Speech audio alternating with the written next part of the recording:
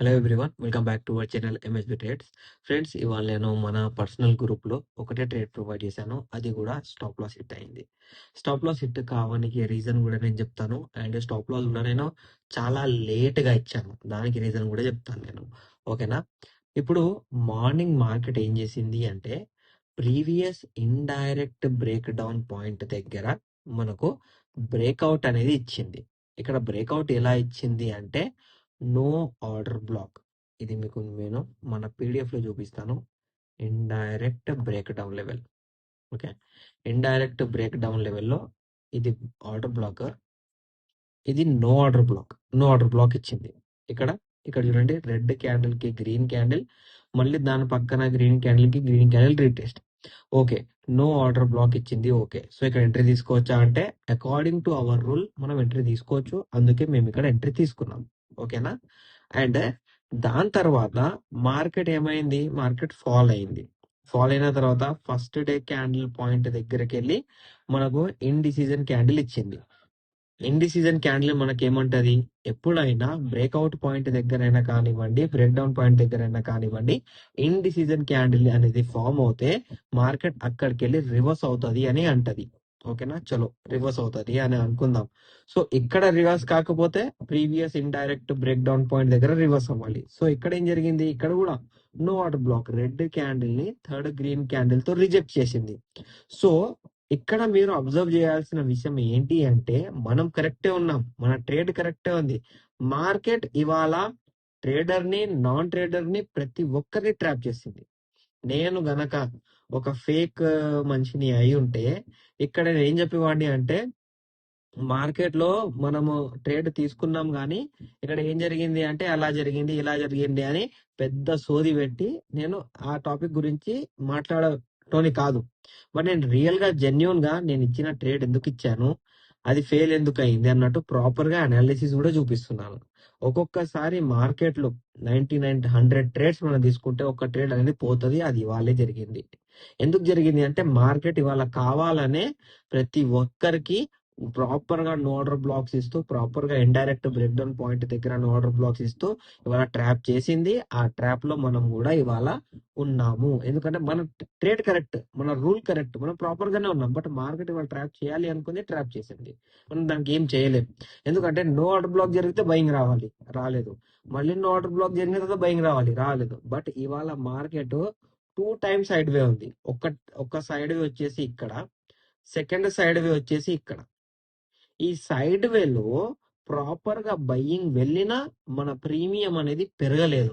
ఎందుకు పెరగలేదు అంటే సైడ్ వే కాబట్టి ప్రీమియం మిల్టింగ్, ఎక్స్పైరీ దగ్గర ఉంది కాబట్టి ప్రీమియం మిల్టింగ్. ఆ ప్రీమియం మిల్టింగ్ వల్లనే లాస్ అయ్యాము. కానీ ప్రాపర్ గా చూసుకుంటే అక్కడ ప్రాపర్ గా ట్రేడే లేదండి. కంప్లీట్ గా ట్రాపింగ్ జరిగింది. ట్రాపింగ్ లో ఇవాళ మనం కూడా ఇరికాం. సో నేను జెన్యున్ గా ఉన్నాను కాబట్టి లాస్ అయినా చెప్తాను, ప్రాఫిట్ అయినా చెప్తాను. ప్రాఫిట్ అయితే పొడుగ్గా ఎక్స్ప్లెనేషన్ ఇచ్చి, లాస్ అయితే పొడుగ్గా చిన్నగా ఎక్స్ప్లెనేషన్ నేను ఎగ్జిట్ అవ్వను. లాస్ అయినా ప్రాపర్ ఎక్స్ప్లెనేషన్ ఉండాలి, ప్రాఫిట్ అయినా ప్రాపర్ ఎక్స్ప్లెనేషన్ ఉండాలి. ఓకేనా? చలో, ఇవాళ అయితే ట్రాప్ జరిగింది. సో ఇవాళ ట్రాప్ రెగ్యులర్ జరుగుతుందా అంటే జరగదు. రెగ్యులర్ జరగదు, ఏదో ఒక్కసారి జరుగుతుంది. ఆ ఒక్కసారిని చూసి భయపడ్డ వాళ్ళు సెకండ్ డే, థర్డ్ డే అనే వాళ్ళు వెళ్ళరు. సో ఏం భయపడకండి. ఒక్క రోజు ట్రాప్ జరిగితే ప్రతిరోజు ట్రాప్ అనేది జరగదండి. ఓకేనా? రైట్. సో మండే మార్కెట్ మనం ఇక్కడ అనాలిసిస్ చేసుకున్నట్లయితే మండే మార్కెట్ లో మనకు 2 లెవెల్స్ ఉన్నాయి. ఓకే, ఒక లెవెల్ వచ్చేసి ఇక్కడ ప్రీవియస్ బ్రేక్అవుట్ పాయింట్ ఇక్కడ ఒకటి ఉంది. దాని తర్వాత సెకండ్ ప్రీవియస్ బ్రేక్అవుట్ పాయింట్ ఉంది. ఈ 2 పాయింట్స్ ఉన్నాయి. మేజర్ గా చూసుకుంటే మార్కెట్ లో మేజర్ టు మేజర్ చూసుకుంటే మార్కెట్ మండే గ్యాప్ డౌన్ చేసింది అనుకోండి, ఆ రోజు మార్కెట్ లో ట్రేడ్ చేయకూడదు. అండ్ సెకండ్, గ్యాప్ డౌన్ చేసింది, ఫస్ట్ క్యాండిల్ గ్రీన్ ఫామ్ చేసింది అనుకోండి, ఫస్ట్ క్యాండిల్ ఇలా గ్రీన్ ఫామ్ చేసింది అనుకోండి, ఆ గ్రీన్ క్లోజింగ్ పాయింట్ ని మార్క్ చేసుకోవాలి. అండ్ దాని తర్వాత గ్రీన్ క్యాండిల్ లెవెల్ బ్రేక్ అయ్యి రీటెస్ట్ రివర్సల్ అనేది జరగాలి. ఓకే, ఇది మీకు నేను మన ఫస్ట్ పీడిఎఫ్ లో చెప్పాను. ఫస్ట్ క్యాండిల్ అనాలిసిస్, ఇది ప్రీవియస్ డే క్లోజింగ్, ఇది 15 minutes first candle green gap down అయ్యి గ్రీన్ అవుతే ఈ మూవ్మెంట్ ఉంటది. ఓకేనా? అండ్ నేను పీడిఎఫ్స్ అనేవి ఫ్రీ ఆఫ్ కాస్ట్ ఇస్తున్నానండి.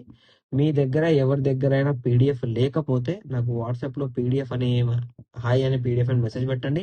లేకపోతే మన యూట్యూబ్ వీడియో కామెంట్‌లో పీడిఎఫ్ అని కామెంట్ పెట్టండి. ఓకేనా? ఇలా జరిగితేనే బయింగ్. అప్పటి వరకు మనం మార్కెట్‌లో బయింగ్ అనేది ఆలోచించకూడదు. ఇది బ్యాంక్ నిఫ్టీలో. నిఫ్టీలో వచ్చేసి సింపుల్‌గా నిఫ్టీలో previous indirect break down point ఉంది. నిఫ్టీ గ్యాప్ డౌన్ అయ్యిందే అనుకోండి, సపోర్ట్ తీసుకుంటే 25,977 దగ్గరనే సపోర్ట్ తీసుకోవాలి. దీని తప్ప నిఫ్టీ వేరే ఎక్కడ సపోర్ట్ తీసుకోదండి. ఇది ఒక్కటే లెవెల్ ఉంది నిఫ్టీలో. ఓకేనా? అండ్ సెన్సెక్స్ లో చూసుకున్నట్లయితే, నేను సెన్సెక్స్ యాడ్ చేయలేదు, బట్ సెన్సెక్స్ లో చూసుకున్నట్లయితే సెన్సెక్స్ లో సింపుల్ గా previous indirect break down point which already act as a direct breakout level. ఈ పాయింట్ దగ్గర వచ్చిందే అనుకోండి, కంటిన్యూస్ బయింగ్ అనేది ఉంటది.